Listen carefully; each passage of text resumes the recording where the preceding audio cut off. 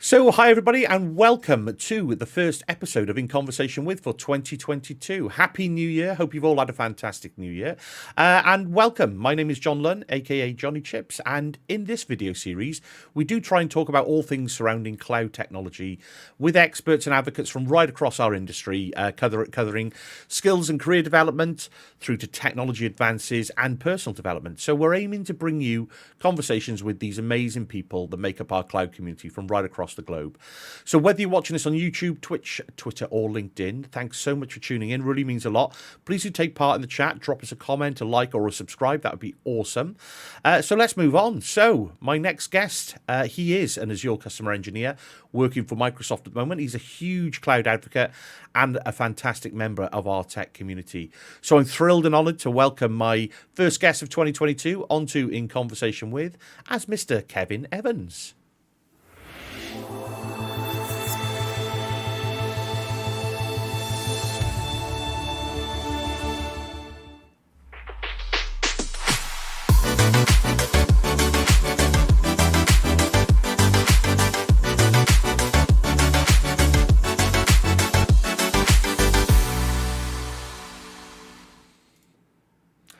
Hello, Mr. Evans. How you doing, sir?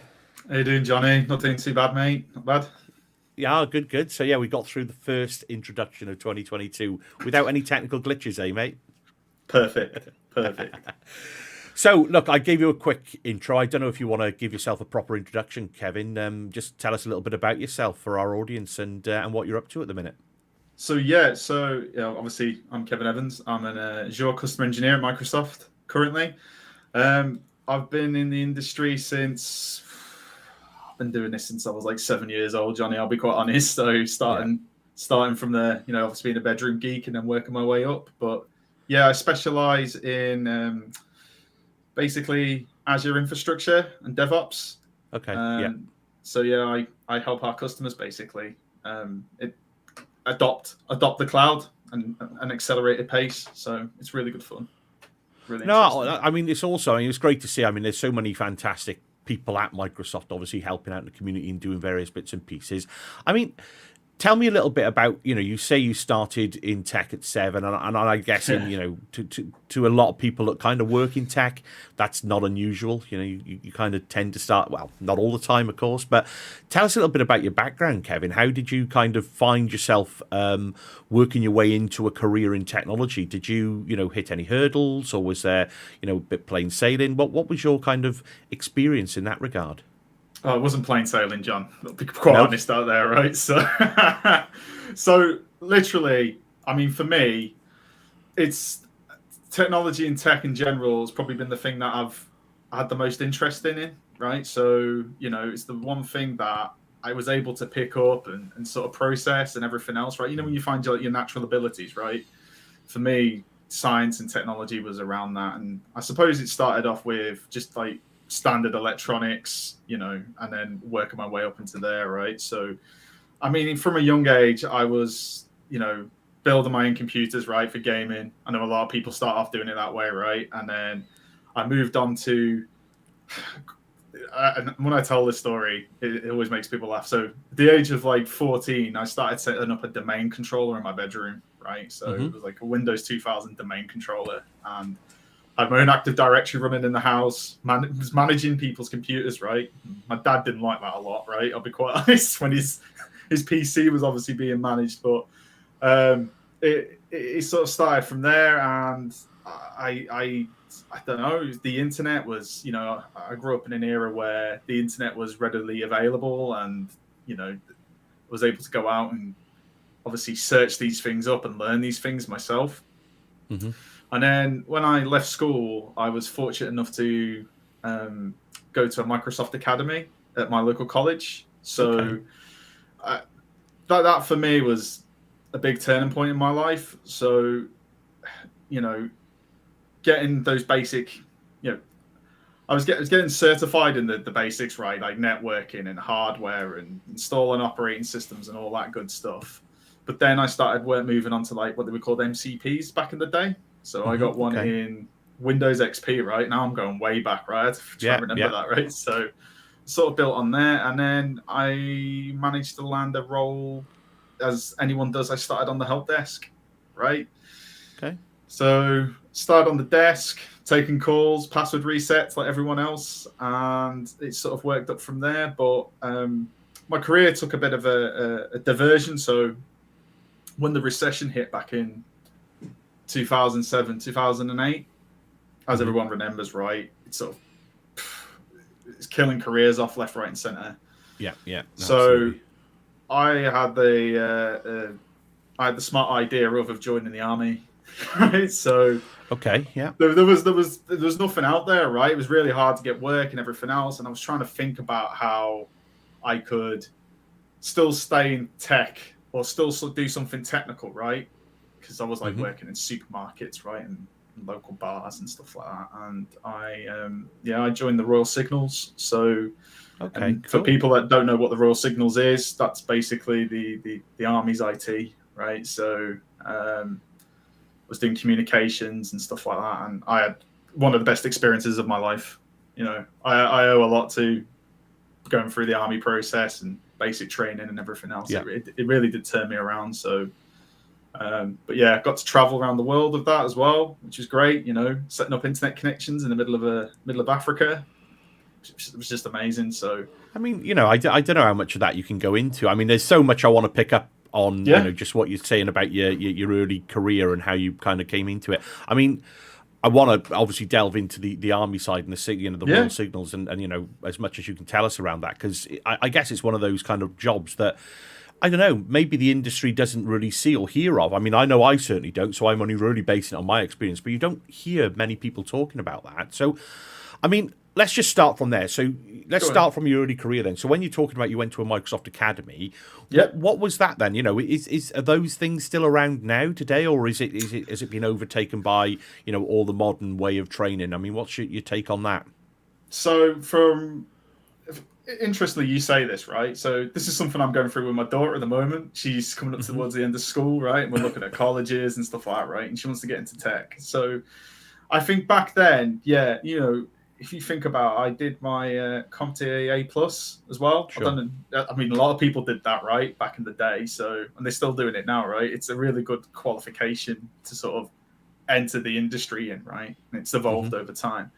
But yeah, I think what's happened now is, you know, I think a lot of IT courses or curriculums have been overtaken with like computer science degrees, right? Or computer science courses, right? So it's more generalized because it's more about programming now these days, right? Or cybersecurity skills and those bits and pieces. Yeah. So I would say, yeah, Microsoft does an amazing job of putting out learning material out there, right? On MS Learn or doing workshops or you know, just producing content for people to absorb. So a lot of it's self-taught, right? So, you know, a lot of people now book the exam themselves. They don't really go to a training facility. And I mean, don't get me wrong, there's some great courses out there, but a lot of these services are online now, right? So you can go to the Cloud and Academy, right? Or you can go to the places like cloudskills.io and get yourself booked on a course and be trained by, you know, higher caliber of people, right? So, because the internet's great like that and enables that. So, it's different now. You're right. You're right. I mean, I suppose it was, you know, that's the way I'm starting to see it, is that the accessibility to learning is a lot greater than maybe it was, you know, back when you know, we were in school and going through college and things like that. I mean, it's great that you mentioned about, you know, building, you know, your own domain controller in the house, and you know, I guess for graduates and younger people coming into the industry today, that kind of, you know, it makes me chuckle, because I look back to when I first came into the industry, and, you know, the mentors that I had then were talking about mainframe and tape drives. Tape drives, it's right? You know, and I can't help but reflect. It's like, well, I'm kind of getting up to that dinosaur age now where unfortunately I don't feel like it. My head doesn't say that. But do you know what I mean? We look back, and the pace of change of technology is so great at the moment that there are skills that we learnt sort of not that long ago that have kind of become maybe not redundant, but certainly less utilised. And I mean, a question I've got, when you say that you were learning, you know, all the core skills as we might have called it back then, sort of networking and computing, maybe even a bit of virtualization back in the turn of, from the late 90s into 2000. How much emphasis would you put on those skills in today's sort of cloud world? What's your take on that, Kevin, at the moment? So they're still crucial, still fundamental, because I mean, one of the strings to my bow when I go and speak to a customer, right? Say if they're at the beginning of their journey, it's that translation piece, right? So, if we talk about cloud adoption, is where they're coming from and where they need to go, right? And when people look at the cloud, it can be quite daunting as well, right? So, it's turning everything they know on its head, right? And it's a different way of doing things. So I think it's all fundamental because all the physical moving parts, like you just said, right? The tape deck, right? I mean, I was doing that as well. Go away, change tapes, come back, put back in the trolley, that kind of thing, right? You know how backups work. That's how a physical backup used to work, right? I know obviously things have changed now, but you can start to join up the dots in your head when we talk about, if we were doing site recovery or, backups in the cloud, right, for virtual machines. So I think it's all relevant, right?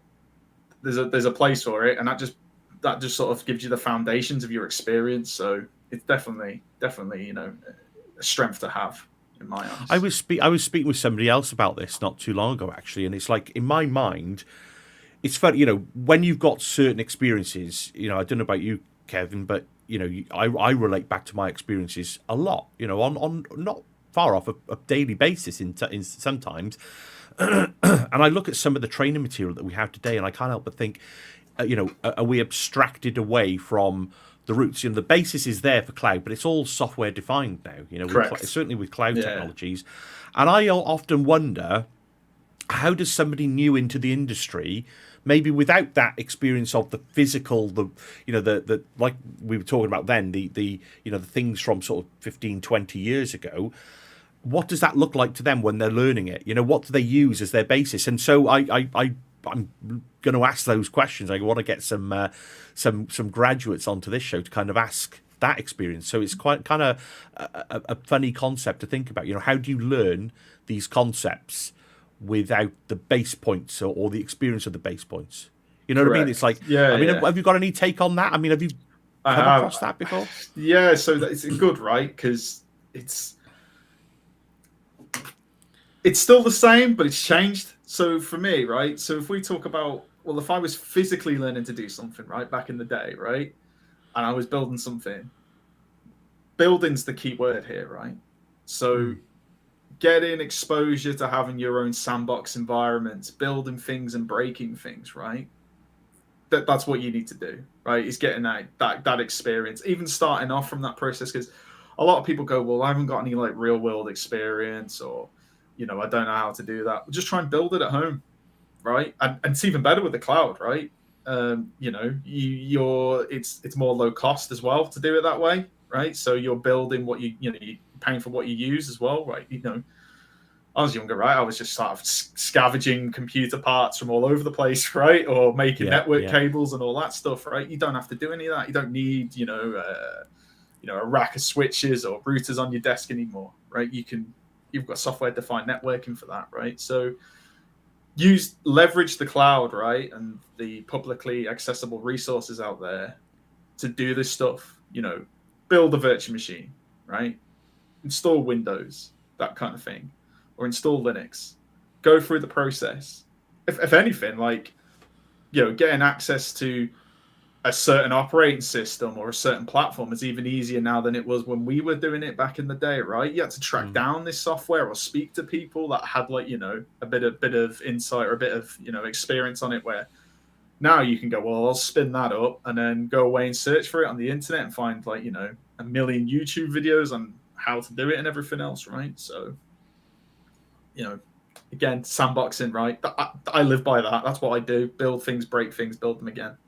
Yeah, I mean, it's great advice. You're 100%. I agree with you. I think it's a great bit of advice to anybody new into the industry. Is just get stuck in. Don't be afraid to break things, like you say, isn't it? Just get on with it. But no, I mean, it's cool. I mean, so moving forward, then let's talk a little bit around the Royal Signals, Yeah. if you're all right to go into. I mean, what was that like? That experience then? So I'm imagining that you were kind of, like you say, traveling to various locations. I mean, are you able to summarize how does IT work when you're jetted into some remote location with some kit? Do you go there with a certain baseline of kit? What does that look like? Are you able to summarize that for us, Kevin? I can obviously talk about certain pieces, right? But for me, it was amazing, right? Imagine like you're somewhere, right, and you're out of your comfort zone at this point because you're deployed somewhere else. You're overseas and everything else, and they go, we need comms, right? You've got the equipment, you've had the training, right, and then you start setting up this equipment and deploying it, and all of a sudden, all I remember was I was close to the equator, right? And it was the first time I'd seen a satellite dish that was completely horizontal. So, if you think about the side of your house, right? And it's pointed at the sky that way, right? Well, when you're on the equator, it's flat, it's horizontal like that because the satellites are just, and I learned about communications that way as well, right? And, I was sending, messages and everything else. But the beautiful thing about it was, for me was setting up communications in those scenarios as well. Like when you have your colleagues come to you and go, can I ring home? You go, yeah, and you just see the smiles on their faces, right, of ringing home to loved ones, right? And it's been a while. So there's that piece, right? There's the technology piece, but then there's actual, you're doing it for a good reason as well, right? So absolutely, it's really good. I mean, that's cool. So I mean, that was kind of what you were charged with then. That was the role was satellite comms. I mean, any other areas that you had to dip into? So because I came from the private sector, right, and I'd done IT, it became apparent that I knew a little bit more, and I started getting pulled into doing specialized jobs because we'd obviously, we'd have contractors and everything else, right, supplying equipment, but they were like, well, Kev knows how to install Windows, right? You can get a server up and running. Can you do Exchange? Like one of my responsibilities was I had an Exchange server on the back of a wagon and drove around. It was a mobile mail server, right? Yeah. So I did a lot of that, and I had some really good experiences and good opportunities doing that as well. So, and just the people you met as well, like really clued up, like just different level. So different way of working as well. And I've sort of carried that with me as I go through as well. Just straight to the point and get it done. So let me pick you up on a bit of that then. So a mobile mail server on the back of a wagon. I've got a vision of you driving through some desolate place with a rucksack on and a server strapped to your back with a satellite dish now, Kev. No. It was an actual truck, right? And I think I sort of can talk about this because I think they've been decommissioned now, right? So with a 19-inch rack stipulated in the middle of the truck, with a network switch, a server strapped into it, and then we had with basically satellite comms that we'd roll outside, obviously, and deploy outside, and then pump that back to the truck. So in my head, I'm getting all the practical difficulties now with updating DNS records. Do you keep the same fixed IP on that satellite link, or no? Obviously, if it's stuff you can't answer there, but I can't remember to be honest, mate. God, did you have to wait 48 hours for your DNS to update every time you? I don't know. It's like, I mean, it's really cool stuff. It just shows the diversity, and I guess a lot of people in the industry today. We're all working in an industry for business and, either public or private sector businesses. It's often I mean, not that we forget, but we just don't talk about how these kind of technologies can be applied and used for, wars, being in the army, being in those kind of places where we don't immediately think. I think the closest thing I had to it was working for a well-known charity where they had these areas where there was disparate aid needed, so they'd parachute in a team of people, including comms and servers, and you'd end up finding servers in a mud hut in the middle of a jungle, literally with a satellite dish held up with a broomstick for comms. And that happened to be a domain controller. And you think, wow, okay, what are you doing? So I think it's too easy to forget that sometimes out the glossy area of business where we've got these nice data centers and cloud compute and we're all sat at home with VS Code, that actually technology can be used in such a diverse way that why aren't we obviously are using it in that way, but it's just doesn't seem to get talked about. I guess it's those conservation projects and those groundbreaking bits of work and certainly AI and tech might dip into, but it's a cool experience. It's great to hear that you had those kinds of experiences as well, just to be able to talk about them. Yeah. I mean, I know a lot of ex personnel and stuff like that will say it, but yeah, it did sort of forge me, if that makes sense. So. Oh, no, I can believe that. Yeah. So, I mean, look, leading into your current role then, I mean, how did the role, let's face it, anybody that works with Microsoft technology, it's the dream. Yeah. It's a dream to go and work for Microsoft at some point in their career. It's got to be a great company to work for. I mean, I've never worked for Microsoft, but, how did that come about? How did you get in there? What's your experiences so far, Kev? So, another cliche, but it was sort of like a childhood dream, right, for me to go and work at Microsoft. Right. Sure, if I think about where I came from, right, and my background and everything else, right, through schooling and all that kind of stuff, I'd never thought in a million years, even my family wouldn't think in a million years that one of us would get to work for a company like Microsoft, right? So that in itself is like an achievement, right? So and I'm very humble about that, to be quite honest. So yeah, do you know what? It wasn't easy getting in,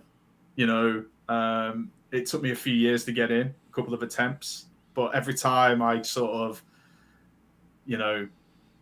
got feedback that, go away and do this, that's what I did. That's exactly what I did. So, a lot of people don't get downtrodden, right? If you get a no from an interview, but it's the company you want to work for, get the feedback, right? Make those connections, sort of lean on it and go, right, what do I need to do to get that experience, to get into that organization, right? So for me, I knew it was going to be a good fit because I've worked with the technology all my life, right? And also I'm an advocate for it. I've got a passion for it. So when I talk about it or when I'm, learning it, deploying it or showing it to, the community or the customers, right? It's very, very natural for me to do that. So yeah, I mean, I've only been there 4 months, but it's one hell of a ride, John. I can tell you that. It's just, It opens your mind. It's just such a big company, right? A global company. And just your perspective changes. It's really good. Oh, I can imagine. Yeah, I mean, like I say, I know a lot of people now that work at Microsoft, and I mean, let's face it. I think you hit the nail on the head there, where it's almost like it feels natural to when you're talking and you're showing passion about the technology.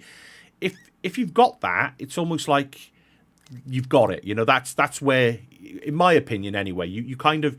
It is a bit cliche, but it's almost like you want to be at one with the stuff that you do because it just comes naturally, and you're able to talk about it. You're able to drop off into different areas, and working at Microsoft, I guess from an outsider like me looking in, it's like I would imagine that they would give you that breadth of capability. You've got loads of different options that potentially you can choose from in areas that you can work in.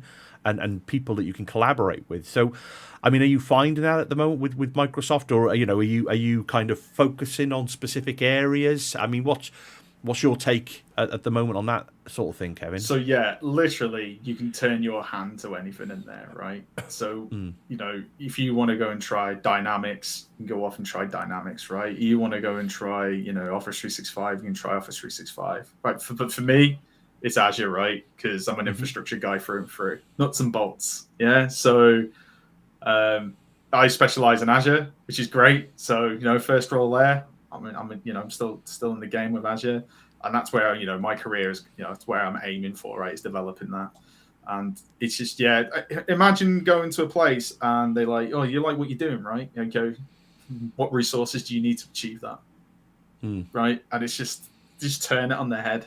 It's just out the box thinking. It's very refreshing. So That's cool. And I noticed you say Azure. So is it Azure or is it Azure? I've been trained now. I've obviously been through the training. I used to call it Azure because obviously I'm British, but it's Azure, right? I struggle. I fluctuate.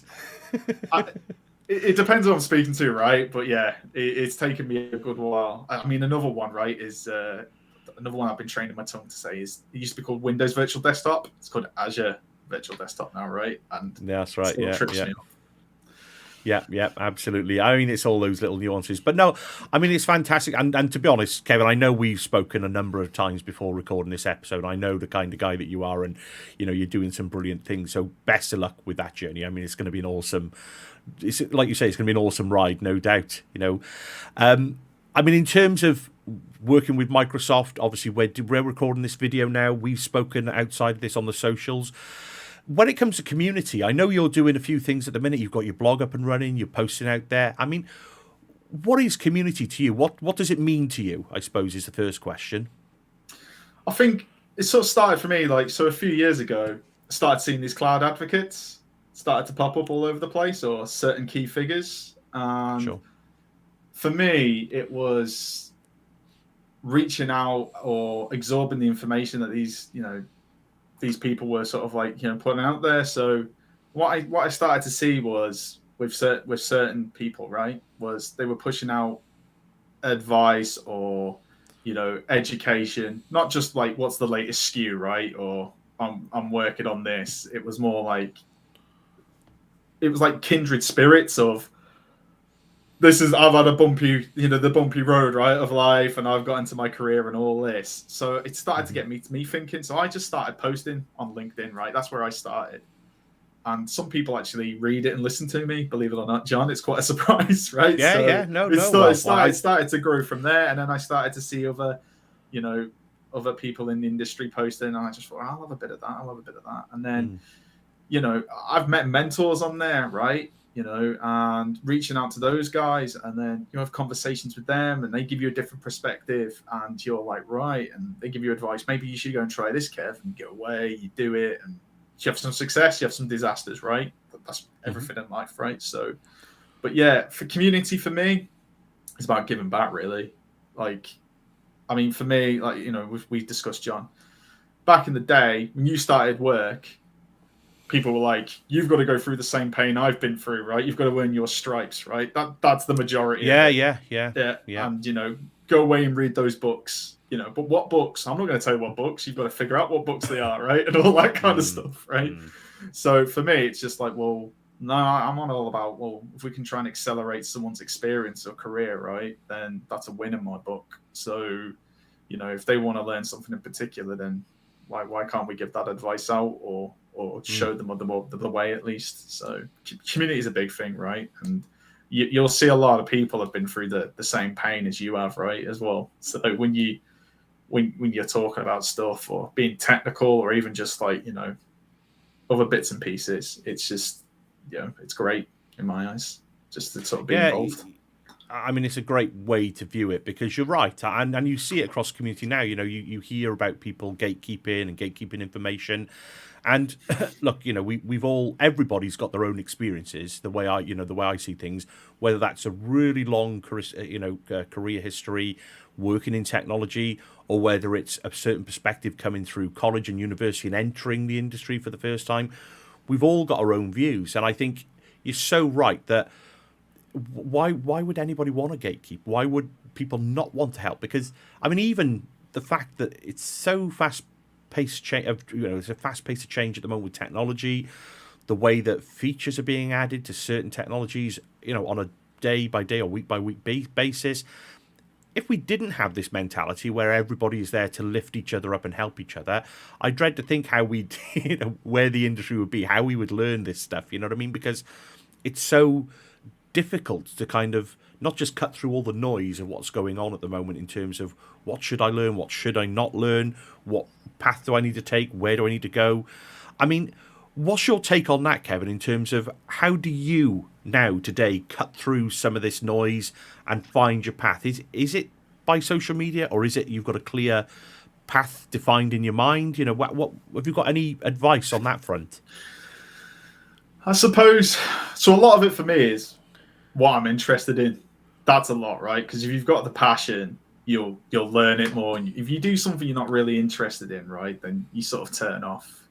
So if it's something you've got passion in. But I suppose for me, it's social media is one, right? Great events and meetups, that's another. But having a selection of people you can lean on, right?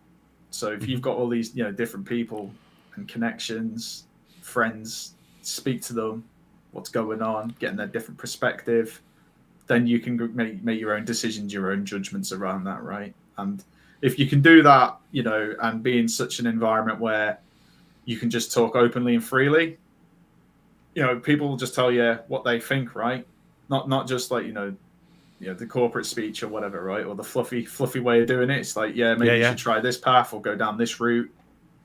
And then you're able to take that away, right? You're informed at that point, and then you can make a decision yourself. So it is quite difficult with everything that gets released, and the cycles are getting faster and faster for deployment, which is really great and amazing, but very difficult to keep up. So, I mean, I had a mentor a few years ago, and I wanted to do everything, John. I wanted to have my hands in every pie because all I wanted to do was learn everything. He was like, you need to specialize. You need to specialize. Yeah. Right. So I did. It took me a while, but it did. Right. So also specializing in a certain realm or a domain, will help you sort of create that line of sight of which direction you need to go into. So. No, it's great advice. And I don't disagree at all with it. I think, I think the flat out is we acknowledge it is difficult. It's not always that easy to define where you're going to go in tech. Yeah. But I love what you said there. It's like follow what you find interesting, and there's no truer word said, I don't think, because it kind of, I've done the same thing. You follow what drives you to follow it, and I think if you follow your own gut and your own feelings with tech, what interests you, what you're interested in, you'll find that passion. And I think then it's the passion that drives, is my experience. You might delve off into other areas and pick on bits and pieces, but I think that's some top advice there, is just follow what you're interested in. Hopefully that'll guide you of its own accord, because you find those, like you say, those great people in community, whether you've got people maybe aren't, they're just colleagues or friends, helping form opinions and which way to go. But I think that's some good advice there, Kevin, to be honest. I mean, the only other takeaway I would get from that is the people I've learned from the most are the people that have been able to challenge my perspective. So I've met some people and we've locked horns, right? Mm-hmm. Like, technically. And then I've gone away and then they've ended up teaching me. They've ended up becoming my mentor, right? And it's that out the box sort of, well, how do they look at it from, a different point of view? And you can learn a lot that way as well and get a lot of mileage from that. So always it's being open to those different views as well, isn't it? Definitely. And not taking them as an attack on you as a person, but it's just being open that people are there with different views, opinions, advice, experience. Just be there as a sponge, isn't it? Absorb it all and make your own choice. It's the growth mindset, right? If you're going to read it from the textbook, it's learn everything, don't know everything, right? Yeah. It's pretty true, right? Those words are pretty true.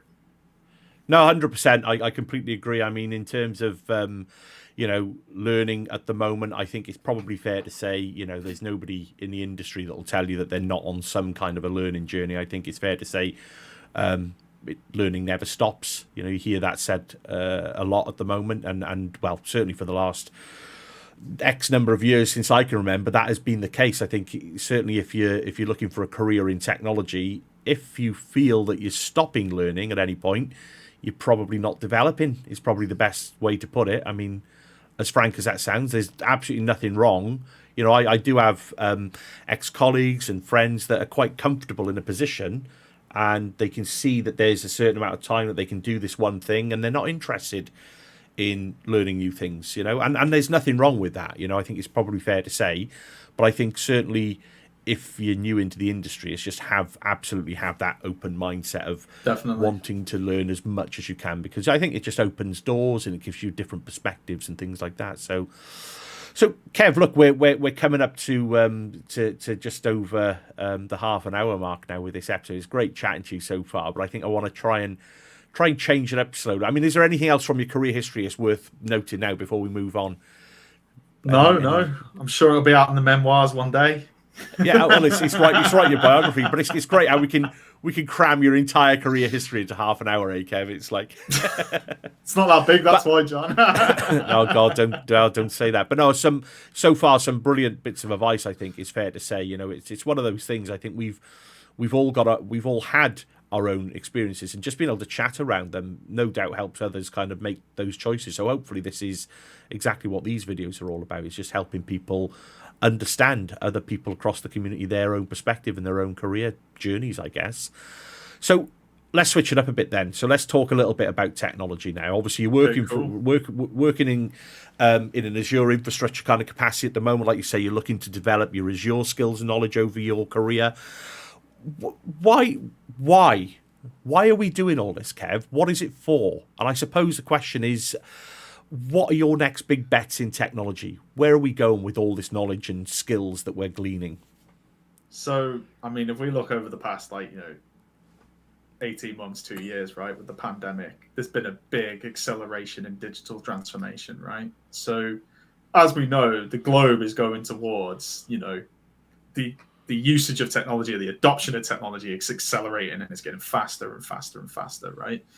So in order for that to happen, we've got to have scalable platforms to support that in the background, right? And that's why you've got all these big cloud providers, right? Sort of like, Microsoft, you've got AWS, you've got Google, right? It's just building these platforms at scale, right? And sort of like a space race more than anything, right? To sort of who can get there, right? And provide those services so that, the companies that we use on a day-to-day basis are able to supply products and services, right? So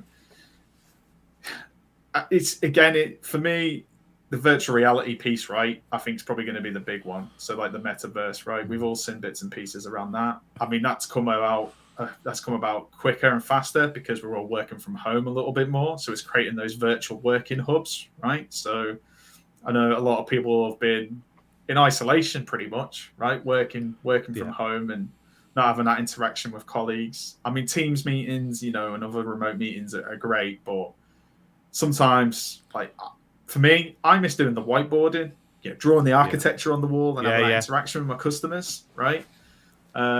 So, having that next step, right, of creating yourself an avatar and all that, I think it's quite fun, right? It's like something out of a movie from the 80s, right? But it's becoming reality, and I think there's going to be a big push in that.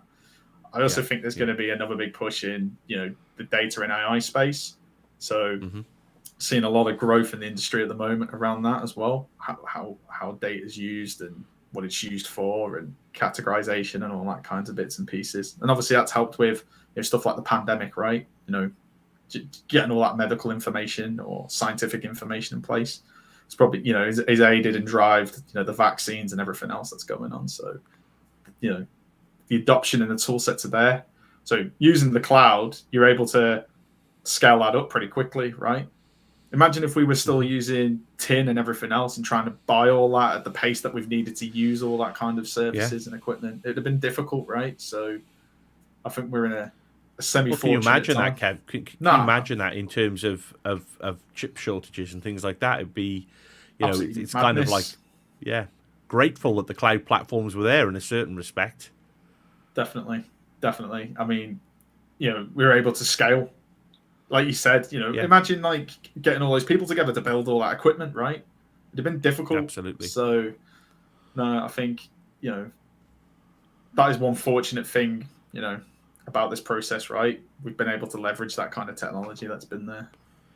Yeah, and I don't disagree with you with your views as well. I mean, in terms, it's starting to become, I wouldn't say clearer. There's still lots of noise from my viewpoint, but I think definitely, we know, you mentioned data and AI there. We know that data, it was being coined the new gold, isn't it? That every organization will be generating data. Definitely. And it's just how those orgs use that data, I guess. And I guess AI is potentially the enabler to kind of number crunch the capacity of data that's going to be there to glean those insights out of the data that help build new products or take a direction that you may not have taken before. But I love the thought around VR as well. You know, it's certainly it's going to be a cool one. Yeah, I think. I mean, we all watch The Matrix and Minority Report and all the cool tech films from years gone by, and it's almost, I don't know about you, Kev, but are they all coming to life now? Is that what's going on? I don't know. It certainly seems that way, right? I mean, like some of the VR environments I've seen and used are just like, you know, it's just crazy, right? Hopefully we won't get to the stage of the Matrix. I'm hoping that I don't wake up one day, right, and realize it's not all real. But it is sort of, but no, it's food for thought, right? But you know, it is crazy out there, and that seems to be accelerating as well. That seems to be getting faster and faster, right? If we talk about, you know, 5 years ago when those helmets started coming out and stuff like that, yeah. Right? And now, you know, you can get one hooked up to a games console, which is just.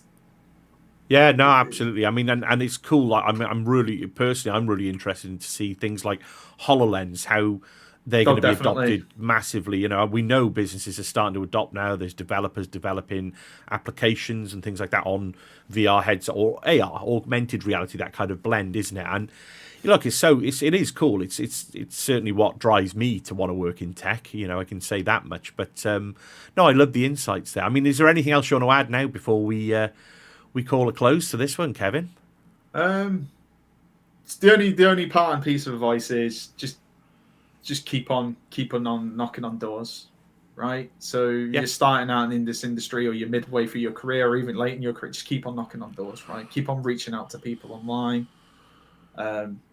You won't always get a yes, but sometimes you will, and you'll be surprised that, you know, what you thought of that person, your sort of perception of them, right, be completely turned on its head, and you know, they'll may reach out with an olive branch, so to say. So just keep knocking on doors.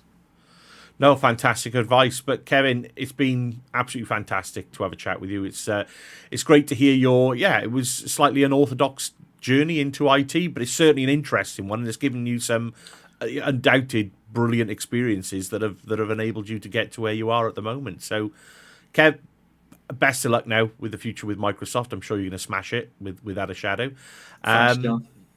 Real privilege. Thanks for joining me. We'll catch up very soon in the socials, no doubt. No worries. Yeah, it's been brilliant, mate. Cheers. Catch you soon. Thanks, Kev. Thanks. Bye.